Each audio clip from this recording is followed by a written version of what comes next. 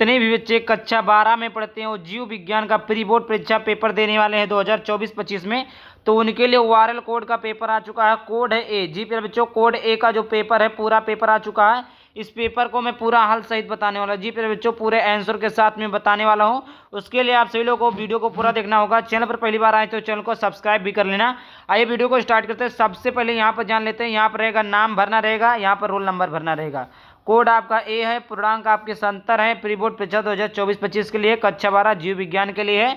और यहाँ पर बात की जाए समय का, तो समय 3 घंटा 15 मिनट रहेगा। समय कितना है बच्चों? समय 3 घंटे 15 मिनट है। आगे बात करते हैं प्यारे बच्चों। यहाँ पर कुछ निर्देश दिया हुआ है। यहाँ पर प्यारे बच्चों देखिए कुछ निर्देश, सामान्य निर्देश दिया हुआ है। पहला, दूसरा, तीसरा, चौथा, 4 निर्देश दिया हुआ है यहाँ पर। तो निर्देश पढ़ लेना, कुछ खास नहीं होता निर्देश, आप लोग पढ़ लेना। मैं क्वेश्चन को स्टार्ट करता हूँ। सबसे पहले बहुविकल्पीय प्रश्न। क्या प्यारे बच्चों? बहुविकल्पीय प्रश्न। बहुविकल्पीय प्रश्न में पहला क्वेश्चन दिया हुआ, सही विकल्प चुनकर अपनी उत्तर पुस्तिका में लिखिए। सही विकल्प मतलब सही आंसर कौन सा अपनी उत्तर पुस्तिका में लिखना है। का नंबर का प्रश्न आता है कि बेली सनेरिया में परागण किसके द्वारा होता है? बेली सनेरिया में परागण किसके द्वारा होता है?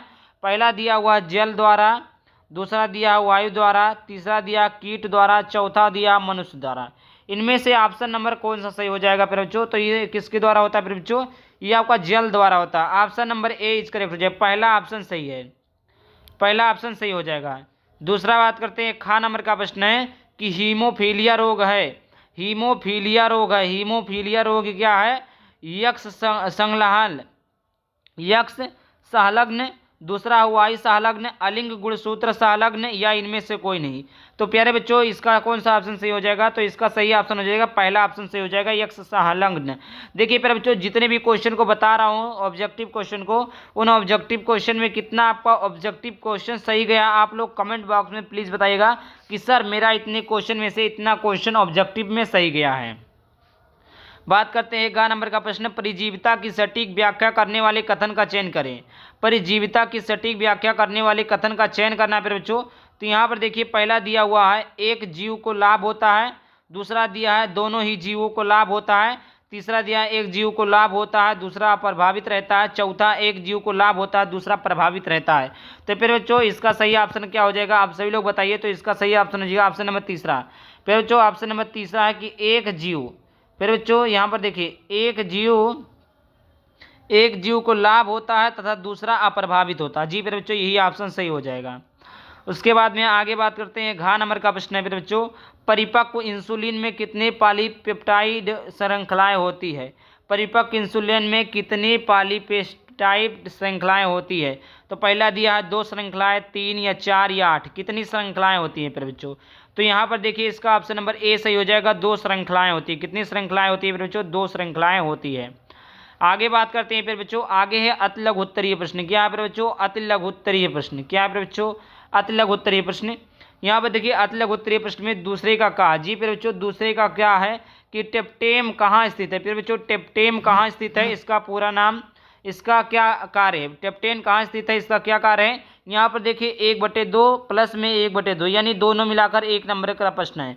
आपको आधा नंबर मिलेगा। टेप्टेन कहाँ स्थित है, इसका आधा नंबर 1/2, और इसका क्या कार्य है, इसका भी 1/2। आगे बात करते हैं दूसरे का खा नंबर का प्रश्न है कि डाउन सिंड्रोम को क्या क्या कारण होता है? डाउन सिंड्रोम का क्या कारण होता है फिर बच्चों, इसको बताना है। तीसरा है दूसरे का ग नंबर का प्रश्न है कि सेब को आभासी फल क्यों कहा जाता है? आपको पता है कि सेब एक आभासी फल है, या ऑब्जेक्टिव प्रश्न में भी आता है कि सेब एक आभासी फल है।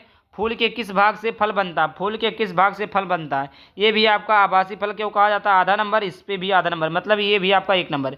देखिए जो प्रश्नोत्तर संख्या 2 रहता है वो 1 नंबर वाले प्रश्न रहते हैं, 1 नंबर वाले प्रश्न रहते हैं फिर बच्चों। चलिए आगे बात करते हैं, घ नंबर का डीएनए एवं आरएनए में अंतर बताइए। देखिए जब भी मैं बायोलॉजी का इंपॉर्टेंट क्वेश्चन बताता हूँ तो डीएनए एवं आरएनए में अंतर बताता हूँ हमेशा।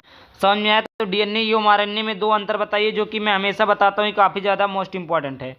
और अंगा नंबर का प्रश्न है, 5वें नंबर का प्रश्न है बच्चों कि बायोप्रिंटेड को परिभाषित कीजिए। ये भी आपका 1 नंबर का प्रश्न है।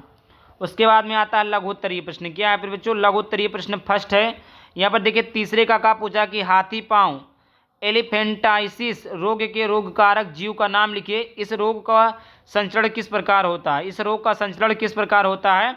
और खा नंबर का प्रश्न है सहोपकारिता उपकारिता व प्रजोबिता में अंतर कीजिए। सीवेज क्या है, यह हमारे लिए किस प्रकार हानिकारक है। ये रहा ये प्यारे बच्चों तीसरा जो प्रश्न होता है, 2 नंबर के प्रश्न होते हैं। आई होप इतना क्लियर हो गया। बायोलॉजी के इंपॉर्टेंट क्वेश्चन ये आपका तीसरा है। और ये प्यारे बच्चों ये आपका प्री बोर्ड परीक्षा के साथ साथ ये आपका बोर्ड एग्जाम के लिए भी काफ़ी ज़्यादा इंपॉर्टेंट है। समझ में आ गया बच्चों। चलिए आगे देखते हैं अगला प्रश्न की ओर।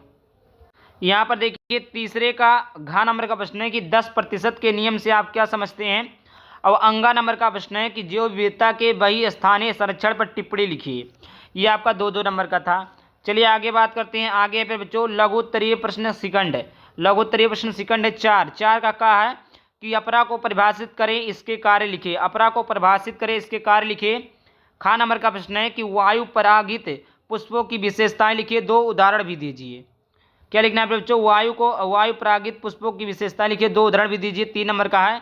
ग नंबर का प्रश्न है बी लिम्फोसाइट व टी लिम्फोसाइट में अंतर बताइए। उसके बाद में आगे बात करना है। घ नंबर का प्रश्न है कि जीव नियंत्रक कारक के रूप में सूक्ष्म जीव विषय पर टिप्पणी लिखिए। 3 नंबर का है। आगे बात करते हैं 5वें का क्या है बच्चों, 5वें का नंबर का प्रश्न है। 5वें का के उत्पादक अपघटित में अंतर लिखिए। उत्पादक व अपघटित में अंतर लिखिए। खा नंबर का प्रश्न है बच्चों कि प्राथमिक उत्पादक को प्रभावित करने वाले कारकों का परिचय दीजिए। फिर बच्चों क्या देना, परिचय देना है। 5वें का ग नंबर का प्रश्न है कि एक सामान्य कोशिका कैंसर कोशिका से किस प्रकार भिन्न है। उसके बाद में घ नंबर का प्रश्न है कि जेल इलेक्ट्रोफोरेसिस पर एक टिप्पणी लिखिए। ये आपको बताना है। चलिए आगे बात करते हैं फिर बच्चों 6वें नंबर का प्रश्न है। 6वें नंबर का प्रश्न है फिर बच्चों यहाँ पर देख लीजिए कि एक चित्र की सहायता से द्विसंकर क्रॉस की व्याख्या कीजिए। फिर बच्चों मोस्ट इंपॉर्टेंट क्वेश्चन है, बोर्ड एग्जाम के लिए भी इंपॉर्टेंट है। खा नंबर का प्रश्न है फिर बच्चों कि शुक्र जनन का वर्णन कीजिए। क्या करना है बच्चों, शुक्र जनन का वर्णन करना है। ग नंबर का प्रश्न है कि त्रिसलयन का अर्थ क्या है, अर्थ है इसका क्या महत्व है, इसका क्या महत्व है ये बताना है। आगे बात करते हैं बच्चों घ नंबर का प्रश्न है कि जैव विविधता को परिमापित कीजिए, इसके विभिन्न स्तर क्या समझाइए। उसके बाद में यहाँ पर देखिए फिर बच्चों आगे बात करते हैं विस्तृत उत्तरीय प्रश्न, जो कि आता है फिर बच्चों 2.5 नंबर में।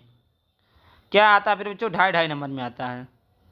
ये आपका आ गया विस्तृत उत्तरीय प्रश्न। 7वें का है निम्नलिखित पर संक्षिप्त टिप्पणी लिखिए। वही एकलिकता मंडली क्या लिखा फिर बच्चों, मेंडेलियन विकरण। खा नंबर का प्रश्न है कि टेस्ट क्रॉस व बैंक क्रॉस में अंतर कीजिए। टेस्ट क्रॉस व बैंक क्रॉस में अंतर कीजिए। अथवा करके है मेंडल के प्रभाविता तथा पृथक्करण के नियम की व्याख्या कीजिए। ये प्यारे बच्चों ये आपका हाई स्कूल में भी था और 12th में भी है, तो ये काफ़ी ज़्यादा इंपॉर्टेंट आप सभी लोगों के लिए है। 8वें नंबर का प्रश्न है कि समष्टि की परिभाषा दीजिए। विभिन्न प्रकार की समष्टि अंतः क्रियाओं को संक्षिप्त में समझाइए। ठीक, उसके बाद में देखिए अथवा करके प्रश्न है कि मानव जीनोम परियोजना पर एक निबंध लिखिए। मानव जीनोम परियोजना पर एक निबंध लिखिए, जो कि आपका 5 नंबर का है। 9वें का प्रश्न है फिर बच्चों 9वें का है कि निम्नलिखित में से किसी 2 पर टिप्पणी लिखिए। उद्योग में सूक्ष्म जीव, ट्रांसजेनिक जंतु, रेजिस्टेंट एंजाइम। उसके बाद में यहाँ पर देखिए फिर बच्चों खा नंबर का प्रश्न है कि बेसेन का क्या आता है। ऐसे 2 पादपों के वैज्ञानिक नाम लिखिए जिनसे साइकोट्रॉपिक ड्रग्स प्राप्त होती है। ऐसी प्रत्येक ड्रग के प्रभाव की सूची बनाइए। अथवा मानव अंडाणु का सचित्र को समझाइए। ये प्यारे बच्चों ये थे पूरा पेपर। आई होप वीडियो पसंद है। वीडियो को लाइक कर देना, चैनल पर पहले चलो सब्सक्राइब करना। चलिए मिलते हैं किसी नए वीडियो टॉपिक के साथ, तब तक के लिए बाय बाय।